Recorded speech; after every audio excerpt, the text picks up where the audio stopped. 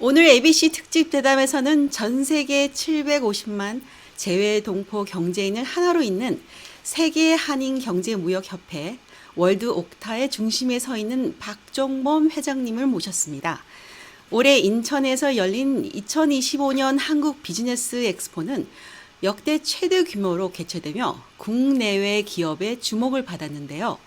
K-비즈니스의 글로벌 진출, 그리고 재외 동포 경제 네트워크의 새로운 방향까지 오늘은 그 현장의 생생한 이야기와 앞으로의 비전을 들어보겠습니다. 박 회장님 반갑습니다. 네, 안녕하십니까. 세계 한인 경제 무역협회 월드옥타 회장 박종범입니다. 우선 연임을 축하드리고요. 연임 소감 한번 여쭤보겠습니다. 네, 저희 세계 한인 경제 무역협회는 지난 1981년도 지금부터 44년 전에 이제 해외 한인 경제인들이 중심이 돼서 설립된 협회인데요. 그 동안에는 전부 그 회장들께서 담임으로 하셨어요. 근데 제가 이번에 처음으로 연임에 도전을 해서 연임에 성공하게 되었습니다. 그동안에 전부 담임으로 끝났던 그런 협회장을 이번에 제가 다시 연임을 하면서 맡게 되었는데 그만큼 막중한 책임감을 느끼고 있습니다. 연임을 함으로 해서 정말 잘했다라는 얘기를 2년 후에 들을 수 있도록 최선을 다하고자 하고 있습니다. 이번 연임하실 때 옥타 특별법과 그리고 청년 기업들 스타트업 육성을 꼽으셨는데요. 그거에 대해서 좀 설명을 해주시겠습니까? 네, 이번에 제가 이제 지난 2년 동안 협회를 이끌어 오면서 그동안에 쌓은 노하우를 그리고 그동안에 해왔던 개혁 과제들을 더 시간을 갖고 마무리해야 되겠다는 차원에서 이번에 연임에 도전을 하게 되었거든요. 그동안에 44년의 역사를 이렇게 유지해 오면서 그동안에 우리 협회가 해왔던 거는 맨 먼저 우리 해외에서 활동을 하고 있는 우리 한인 경제인들의 네트워킹을 강화를 하고 그 네트워킹을 근거로 해서 한국의 중소기업들의 해외 수출 시장 발로 개척에 도움을 주면서 대한민국의 경제 발전에 도움을 주자. 그리고 더 나아가서 우리 차세대들이 이 회사를 만들고 또 발전시키는 나가는 과정에 우리 선배들이 좀 더 도움을 줌으로 해서 그들이 수월하게 비즈니스를 확장해 나갈 수 있도록 만들어 보자라는 차원에서 저희 협회가 그동안에 운영되어 왔었는데 이제는 그 전 세계적인 그 어떤 경제 여건이 많이 바뀌고 있지 않습니까? 특히 이제 미중 간의 패권 경쟁이 강화되고 있고 그리고 미국의 관세 정책 등을 비롯해서 여러 가지 만만치 않는 그 전 세계 경제 여건이 조정되고 있다 보니 국내 중소기업들이 실질적으로 이제 해외 시장에 나가는데 여러 가지 제약들이 있고 어려운 게 사실이라 이거죠. 그래서 한국의 중소기업들, 한국에서 사업을 하시는 분들과 해외에서 사업을 하는 우리 한인들이 서로 교류하면서 소통하면서 그 협력의 영역을 넓혀보자는 얘기가 첫 번째고요. 그래서 이런 만남의 장소 그리고 상담할 수 있는 기회를 많이 만들자라는 게 첫 번째고 두 번째는 말씀하신 대로 이제 차세대들이 성장해 나가는 데 있어서의 새로운 기술을 가지고 있는데 그에 대한 마땅한 투자자들을 확보하는 게 어려움이 또 있지 않습니까? 그래서 해외에 있는 그 벤처 캐피탈이나 AC 그리고 우리 회원들이 직접 한국에 있는 청년 실업가, 청년 사업가들이 새로 창출해내는 프로그램에 직접 우리가 투자를 확대해 줄 수 있는 그런 기회도 만들어 보자. 라는 그 자원으로 저희가 이번에 대회도 준비를 해 왔었고요. 또 한 가지는 얼마 전에 요소수 사태 건도 있었고 최근에 미국과 중국과의 중국산 히토류 공급하는 건에 때문에도 이런 핵심 원자재 확보하는 거나 이런 것들이 굉장히 중요한 상황이 됐잖아요. 그래서 해외에 살고 있는 우리 올독 다루는 조직 네트워킹을 이용해서 국내에서 꼭 필요한 원부자재, 어떤 원자재, 그리고 뭐 농수산 제품도 많은 부분에서 한국에서도 수출도 해야 되지만 또 필요한 부분은 적기에 제대로 공급을 받아야 되는 것들도 있지 않습니까? 그래서 이제는 수출과 수입이 공존한 제도로 만들어 나가는 그런 우리 올드옥타가 될 수 있도록 해야 되겠다라는 차원에서 이번 대회를 추진해 왔습니다. 최대 규모라고 말씀하셨는데 실제로 계약 중심의 매칭 구조로 이루어졌나요? 네, 그래서 저희가 이번에는 그 국내 중소기업들이 434개 중소기업들이 부스를 설치하고 참가를 했고요. 해외에서는 저희 이 회원들이 58개 국가에서 1,100여 명의 회원들이 참가를 했고, 또한 동시에 21개 국가에서 현지 바이어들이 한 150명이 참가를 해서 약 한 1,300여 명의 해외 바이어들이 실질적으로 참가를 했고요. 한국에서 343개 기업들이 참가함으로 해서 약 한 2,000여 명의 한국의 경제인들이 참가해서 전체적으로 한 3,300여 명에서 그 정도의 경제인들, 국내외 경제인들이 함께 상담하고 소통하는 자리를 만들었습니다. 그렇게 해서요, 실질적으로 이제 성과는 약 한 3,809건의 상담이 이루어졌고, 그 상담 금액으로는 약 한 2억 8천만 달러어치의 상담이 실질적으로 이루어졌습니다. 지난해 빈, 그리고 올해 안동, 그리고 이번이 인천이 세 번째였는데요. 네. 실제로 해외 진출에서 성공한 기업이 제일 기억에 남는 기업이 있다면? 예, 저희가 말씀드린 대로 이러한 코리아 비즈니스 엑스포를 진행함으로 해서 국내에 유망한 이제 중소기업들, 스타트업들이 부스를 설치하고 참가를 하잖아요. 그리고 해외에 있는 우리 바이어들, 그리고 우리 이 회원들이 직접 그 박람회에 참가를 해서 현장에서 상담이 이루어지게 되는데, 그 중에서도 특히 그 충남 천안에 소재한 GNT라는 전기 자동차 부품 회사인데요. 그 회사가 지난 오스트리아 비엔나에서 개최됐던 제28차 세계 한인 경제인 대회에서 부스를 설치하고 참가를 했는데, 거기에서 만났던 독일 프랑크푸르트에서 온 그 프리텔이라는 회사가 거기에서 만나서 상담이 이루어져 가지고요.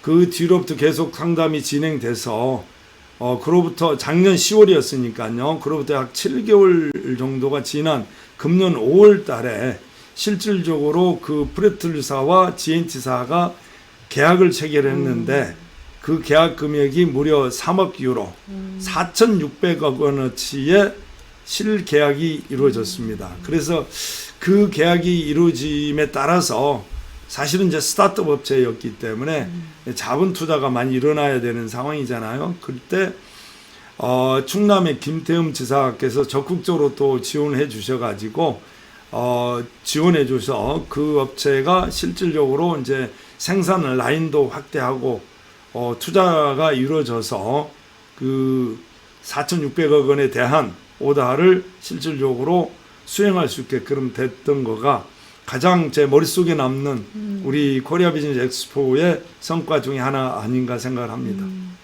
지금 해외 챕터가 갈수록 증가하는 추세이죠? 네. 어떻게?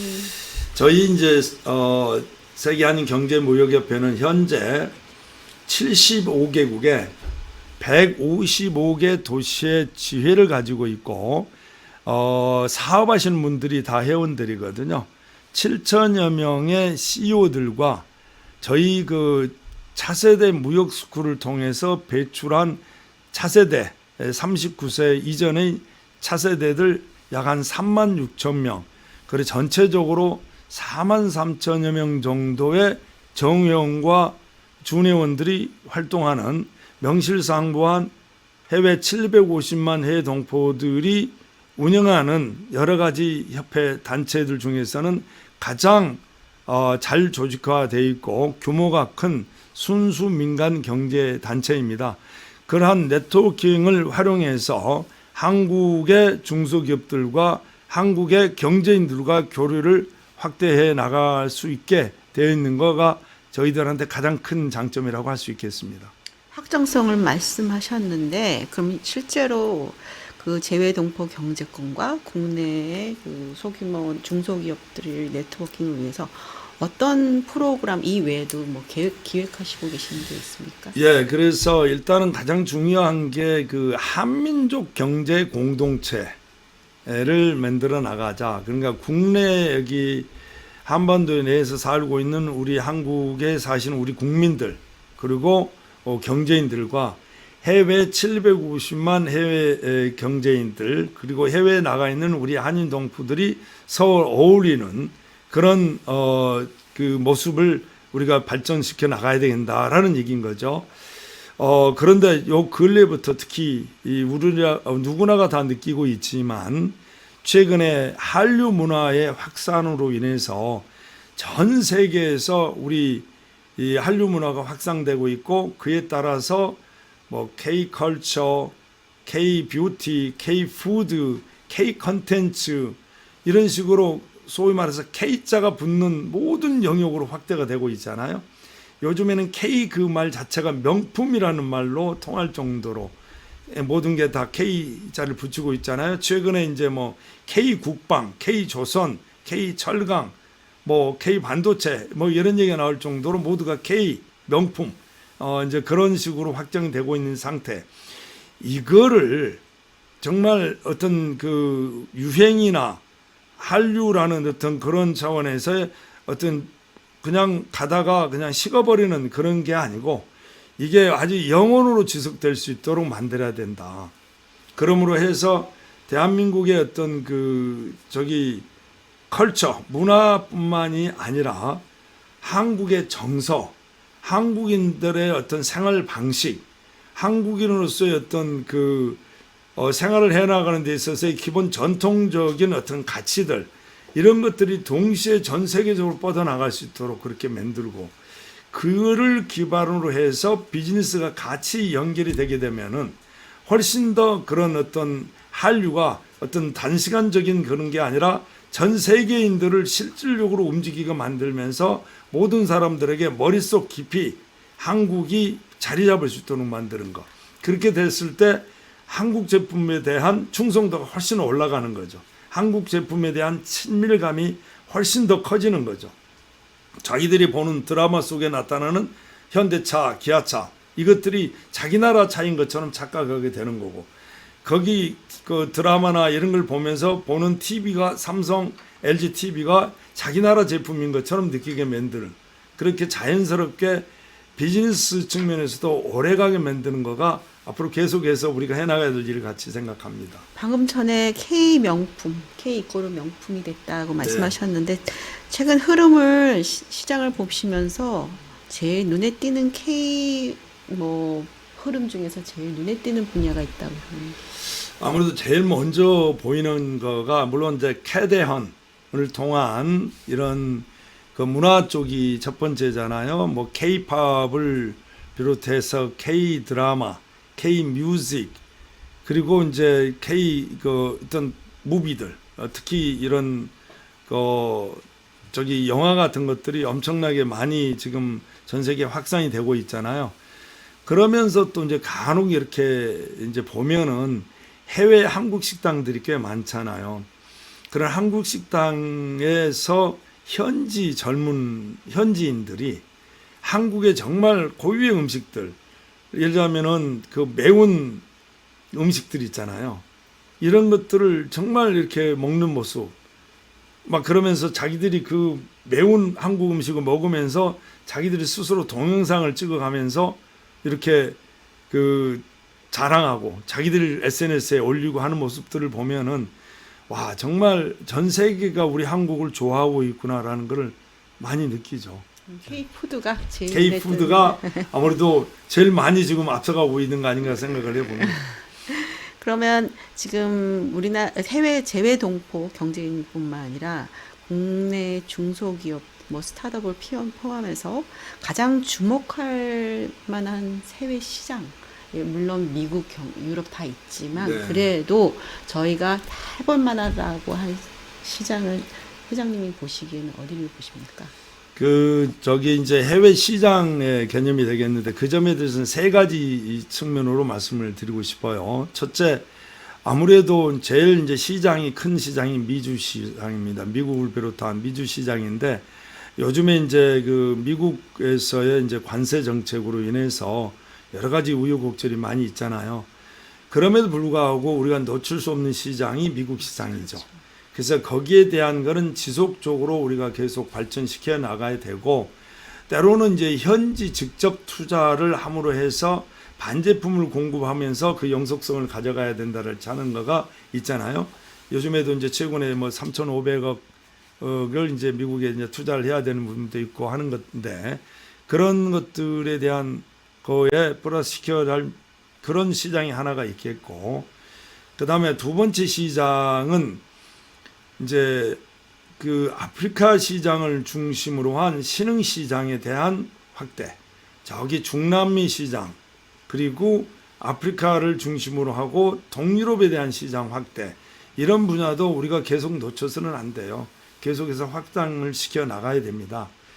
그리고 이제 세 번째 시장이 특히 이제 지난 그 정부 때 그 한국과 중국과의 관계에 어떤 정치적인 측면에서의 어려움이 있었고 또 러시아가 저기 우크라이나를 침공함으로 해서 2022년 2월 24일인데요.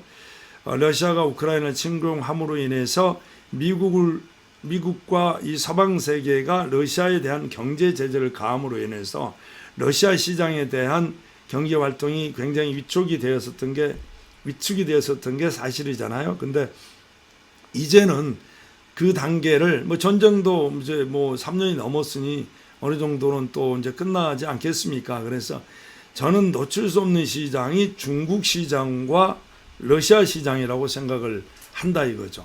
그래서 그 세 가지 시장들에 대한 그 우리의 진출 그런 것들을 각 업체별로 각 뭐 중소기업이면 중소기업 각 단체면 단체별로 그 전략들을 새로 세워가면서 그렇게 해나가야 되지 않겠느냐. 물론 거기에다가 전통적인 유럽 시장이랄지 동남아 시장이랄지 여기가 이제 특히 한류의 어떤 영향을 받아서 시장이 굉장히 확대가 되고 있잖아요. 그래서 그런 시장들에 대해서도 계속 우리가 관심을 갖고 노력을 해야 된다. 네, 그 말씀을 드리고 싶습니다. 잠시 인천 대회로 다시 돌아가서 이번에 산업형 클러스터 매칭 프로그램을 좀 선보이셨는데 좀 설명 좀 해주시겠습니까? 산업형 매칭 클러스터의 의미보다도 이번에 저희가 이제 동방성장위원회하고 공동으로 주관을 했었어요. 그 얘기는 한국의 대기업과 중소기업의 공동 동반성장, 상생을 모색해 가자라는 게 동방성장위원회잖아요. 그래서 이번에 23개의 대기업들이 저기 바잉 데스크를 설치를 해서 참가를 했었어요. 그래서 거기에 참가한 한국의 중소기업들의 제품들을 직접 사주는 그런 상담의 역할도 했었고요. 또 일부는 이제 우리 회원들이 또 이렇게 직접 제조를 하고 계신 이제 회원들도 계시거든요. 그런 분들의 그 제품을 또 우리 그 대기업들에게 공급할 수 있는 기회를 만드는 그런 어떤 쌍방향의 비즈니스가 만들 수 있는 그런 기회를 만들었다고 매칭. 얘기할 수 있죠. 네. 또 한 번 또 신설하신 게 스타트업 대회. 네. 그리고 강조하시는 게 차세대 한인 경제인 프로그램. 네. 네, 두 가지 좀 설명 좀 해주십시오. 이제 그래서 맨 처음에 이제 가장 전통적인 한국의 중소기업 제품을 부스를 설치해서 참가해서 해외의 저희 회원들 그다음에 해외에서 온 바이어들과의 상담, 수출 상담을 이루어지게 만든 플랫폼으로서 역할을 하는 거. 그리고 두 번째 동방성장위원회가 함께함으로써 국내 대기업들과 국내 중소기업들과의 수출 상담 거래를 할 수 있는 그런 기회를 만들었던 거. 거기에 세 번째로 한국의 이제 스타트업 업체들, 한국의 이제 청년 스타트업들이 자기가 갖고 있는 아이디어, 자기가 창업한 그 제품에 대한 거를 이렇게 경쟁 컴피티션을 통해서 경진 대회를 통해서 소개함으로 해서 이번에 그 스타트업에 이제 심사를 했던 분들이 미국의 실리콘밸리나 이런 데서의 벤처 캐피탈 하시는 분들을 모셨거든요. 그래서 그분들이 실질적으로 그 스타트업 업체들에 대한 투자를 할 수 있는 그 투자 계약도 했던 거가 업체 하나는 50만 불어치의 투자를 직접 받았고 또 다른 업체는 10억만 불어치의 그 투자를 직접 받은 것도 있습니다. 이제 초기 단계이긴 하지만 그런 투자의 규모가 계속해서 늘어날 수 있는 기회가 분명히 생길 것이고요. 그렇게 함으로써 국내의 청년 실업가, 청년 사업가들이 이 새로운 비즈니스 기회를 가질 수 있고 해외 자금의 투자 유치를 받을 수 있는 기회를 만들었다라는 측면이 있고요. 그리고 더 나아가서 그 저희가 해외에 차세대 무역 스쿨을 그러니까 해외의 차세대들을 한국에 오게 해서 모국 방문 차세대 무역 스쿨을 했어요. 거기에 38개 나라에서 약 한 100여 명의 해외에 사는 우리 이 차세대들을 초청을 해가지고 인천 송도에서 일주일간 창업 무역 스쿨을 개최를 했습니다. 그렇게 함으로써 자연스럽게 국내에 벤처 캐피탈, 국내에 사업을 일으킨 그런 업체들과의 교류의 장을 만들어 주고 실질적으로 무역 스쿨을 하는 과정에 있어서의 무슨 무역 실무 교육하고 뭐 그런 차원을 넘어서 실질적인 그 비즈니스 창업을 위한 프로그램도 같이 저희가 했었고요. 한국의 그런 또 한국에 이제 사업하는 사람들의 2세들과의 어떤 교류의 장을 만들어서 자기들의 그 네트워킹을 강화하게 만드는 그런 기회도 이번에 만들었었습니다. 그 실질적인 호응은 어떻게 보셨어요?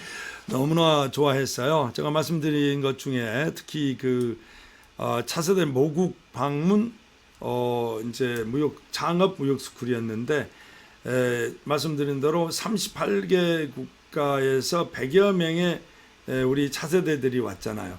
거기에 국내에 이제 그 중소기업들의 차세대들이 2세들이라고 얘기할 수 있죠. 그분들이 같이 자리를 만들므로 해서 이게 폭이 훨씬 넓어지게 됐죠. 해외에서 온 우리 차세대들은 국내 업체들을 실제로 만남으로써 비즈니스에 대한 거를 좀 더 감각을 느낄 수 있게 만들었고 더 나아가서 국내에서 활동하는 사람들과 만남으로 해서 한국인으로서의 정체성을 가질 수 있는 기회가 만들어졌고 또한 또 반면에 국내 그 중소기업 자녀분들은 전 세계 해외 시장을 알게 되는 기회가 됐잖아요.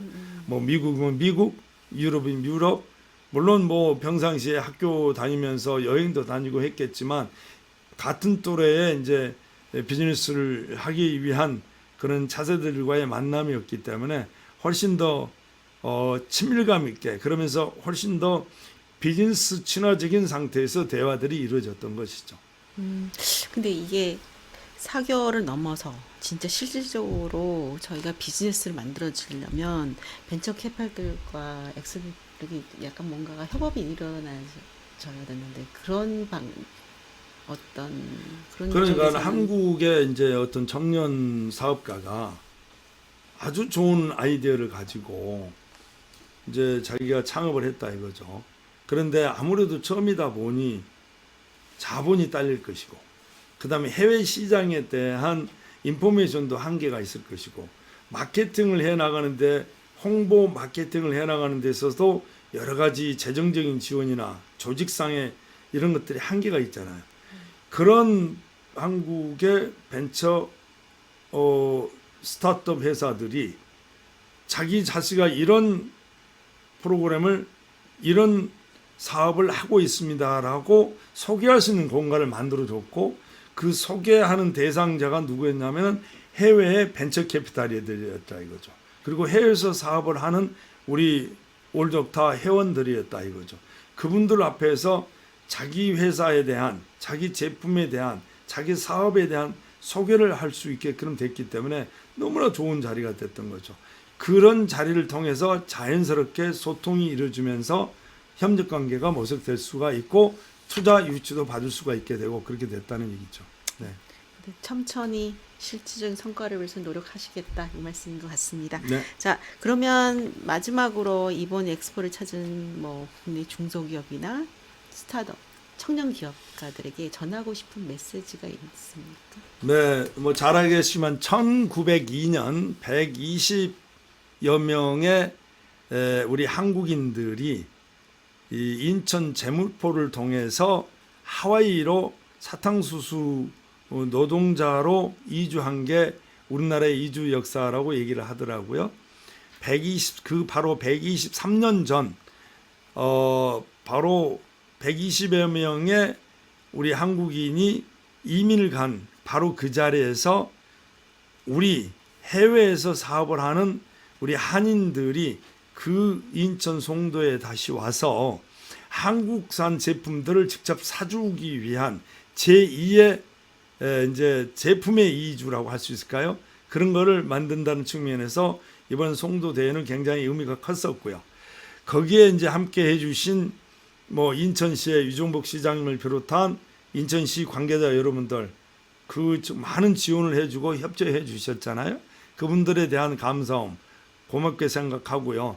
또한 정말 전 세계에서 58개 국가에서 이 먼 거리를 마다 않고 와주신 여러 우리 회원들, 월드옥타 회원 여러분들, 그리고 차세대 여러분들, 그리고 현지 바이어 여러분들께 또한 깊이 감사를 드리면서 동시에 이 엑스포에 참가해 주신 국내의 434개 업체 그리고 각 지방자치단체의 여러 관계자 여러분들 모두에게 진심으로 감사를 드리면서 명실상부하게 우리 한인 경제 공동체를 형성해 나가는 아주 중요한 전기가 됐다.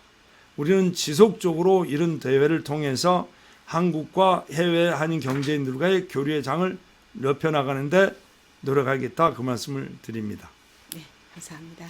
오늘 말씀을 통해 월드 옥타가 단순한 네트워크를 넘어 세계 한인 경제 플랫폼 아닌 세계 한인 경제 커뮤니티라고 하는 공동체 예. 자리가 갖고 있음을 느낄 수 있었습니다. 글로벌 경제의 흐름 속에서 한국 기업과 청년 스타트업의 새로운 기회를 찾도록 이끌고 있는 월드 옥타의 행보 앞으로도 기대하겠습니다. 박 회장님 바쁘신 가운데 귀한 시간 내주셔서 감사합니다.